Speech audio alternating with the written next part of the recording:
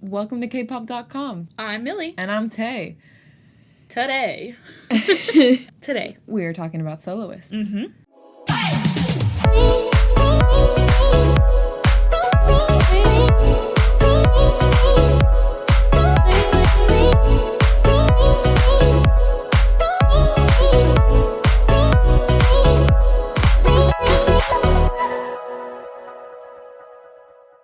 Reviewing soloist comebacks from the month of July. There was a ton. Yeah, the ones that we know of, at least. But right. I feel like this list was pretty extensive, not gonna lie. So if we forgot something and they happen to be your fave, sorry. It's just how blame kpopprofiles.com because that's where we got the list from. That is where we get our information from. Yeah. All right, so kicking off the month for soloists is my queen, my everything. That's my wife. Chungha with Play. So I give this a 10 out of 10. This song is so much fun. I hope the day concerts can happen again. Will come soon because this will go so hard. Super upbeat, makes me want to dance along with her. The outfits were chef's kiss. Chungha is such an insane dancer. This is definitely one of her best choreographies. I love the colorful, fun, beautiful vibe of it. I love the Latin vibes to it also. It's so good. Yeah. So being Latin myself, I was very, very, very excited about this concept. And like Tay said, I outrageously outbursted. I love Chungha very much. She is my current wallpaper and has been all year, I think, honestly. So I loved everything about this comeback. I loved the dance. I especially loved the outfits. I thought that it was put together very well. The music video was beautiful. I loved the dance break moment where it's just her and that one guy, so good. The little duet there. And it just really showed off her dancing skills, especially because there was no one else there. A lot of people like to come at her for backup dancers, which I think is dumb because she's a soloist. Every soloist has backup dancers like that. Yeah. But for some reason, they pointedly do it to her. Yeah. So, Next is actually one of the disappointing ones. And that is Solmi with What You Waiting For. Yeah. Now, I gave this a 4 out of 10. There's no big initial draw. It's very one-dimensional and underwhelming for having waited over a year for it.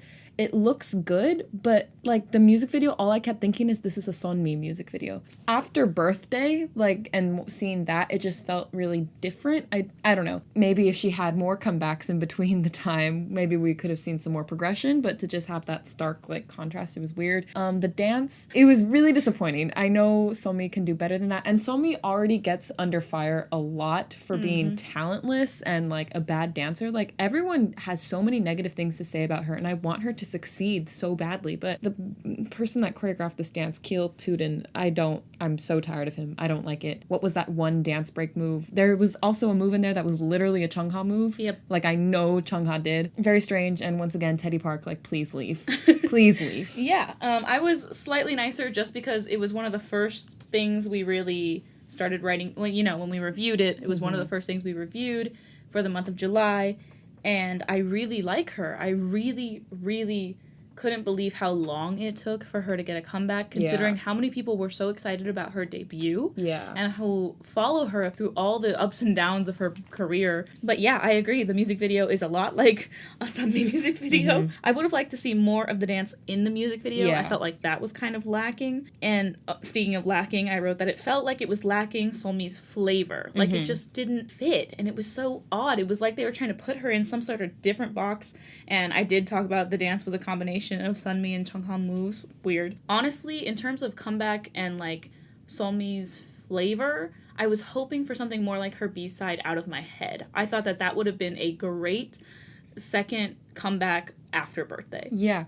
And I read an article that was saying that that's a vibe she wants to do, and that's what she was thinking of when she was writing this song. And I was like, sweetie, I think Teddy Park messed this up for you. I'm the lyrics itself, not bad really at all. Not. And it feels more like her, but just the sound and the look and the dance, they were just not her. Yeah. And it makes me really sad because I know that she really loved this song. She was so proud of it. So I gave it a 6 out of 10. I didn't add it to my playlist, but I might listen to it from time to time just because I like her. I have seen a lot of people on TikTok doing challenges to her dance or promoting that song, which is nice because maybe there'll be people who aren't so emotionally connected to Birthday and her to listen to it. Yeah, but I really hope K-pop doesn't continue with the making dances for TikTok. Yeah. Like, it's fine. Like, I'm not, on a more positive note, she got her first win with that, and it was really cute when she broke the trophy and started freaking out. That was adorable. But anyway, moving on. Okay, next is PP with I'm Good at Goodbyes. Millie, why don't you go first? I wrote that the simplicity of this set matched well with the overall concept, beautifully jazzy concept and vocals.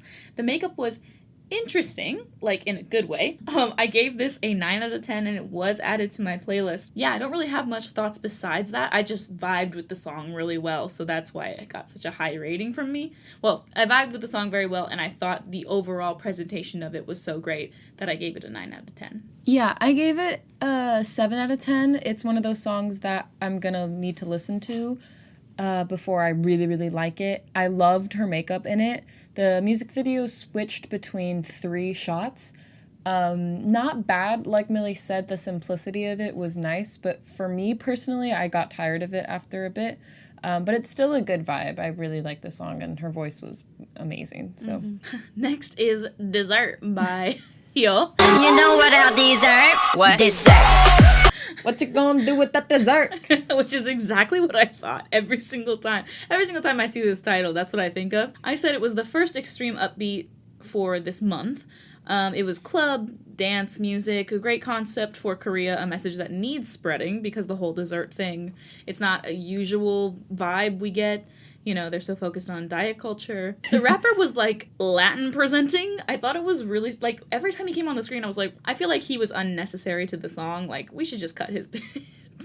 Regardless, I gave it a 9 out of 10 and wrote 1 point off for that rapper. It was not added to my, like, K-pop singles playlist, but I wrote that I would maybe put it on, like, a New Year's playlist. Yeah, I gave this a 7 out of 10. I thought it was really interesting to have Soyeon start the song. Also, I love Soyeon to death. Mm-hmm. Like, I really love her, so I thought her feature on the song was amazing. I don't know how to feel about Loopy. I'm kind of in agreement with Millie in the sense that, like, I feel like it wasn't really needed. Mm-hmm. If anything, just pick another female rapper and just go all in. I did love the dance, though, and the visuals were strong. It reminds me a lot of this one Spanish song called Soyo. A lot of vibes there. I love it for Soyeon and stuff, but it's not something that what I would really casually listen to. Exactly. Yeah, so I didn't really do much with it, but it was fun. Yeah. I've seen a lot of idols doing, like, the dance to this, and I think it's fun. It seems like everyone's really enjoying the song. But, yeah, it's just not casual listening. Yeah, for us. Yeah, for us. I mean, if you want to listen to club music all the time, you do what you want. You do that. Pop off. All right, next is I Love You by Be Sweet.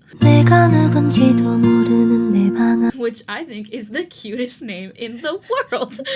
Oh my gosh, it was a soft song, soft vibes, soft filmed, everything was great. Could easily fall asleep to this song.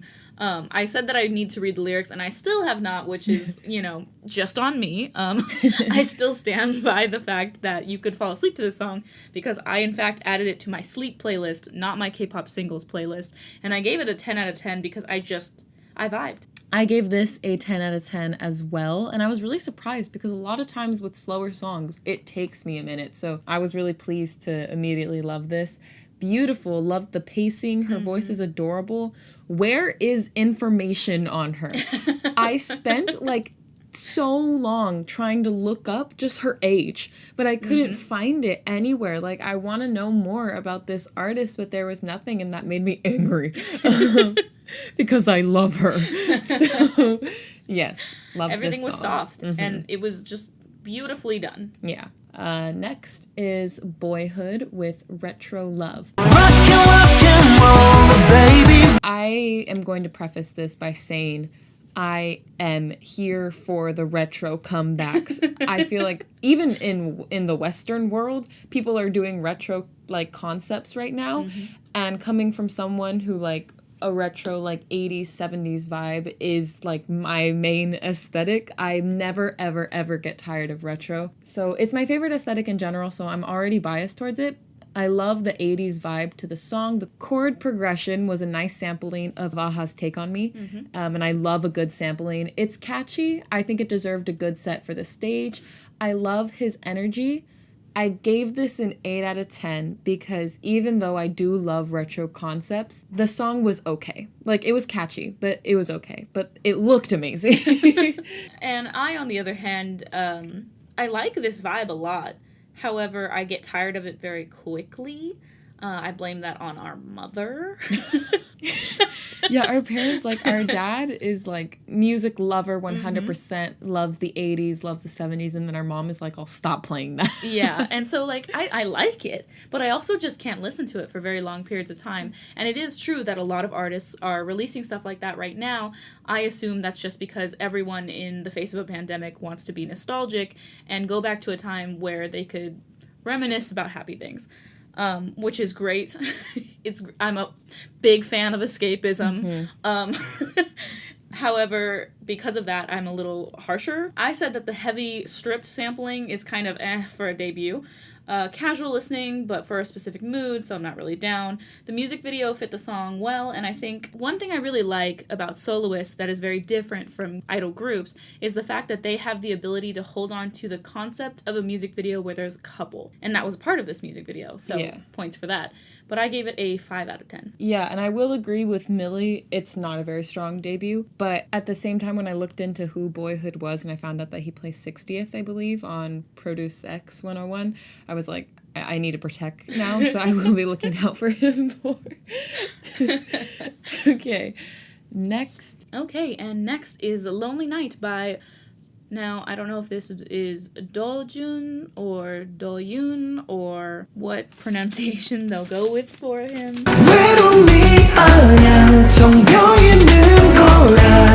Anyway, I really liked the music video direction, interesting shots, and well-paced. The song itself has potential for like a colder season feeling, but again, meant for a certain vibe, so it doesn't really have the all-around musicality. So I ended up giving this a 6 out of 10, and I added it to my cold season playlist, which is just like a temporary playlist I have until it's actually cold season and I can vibe out all those songs. So yeah, I think I more like the music video than the song itself.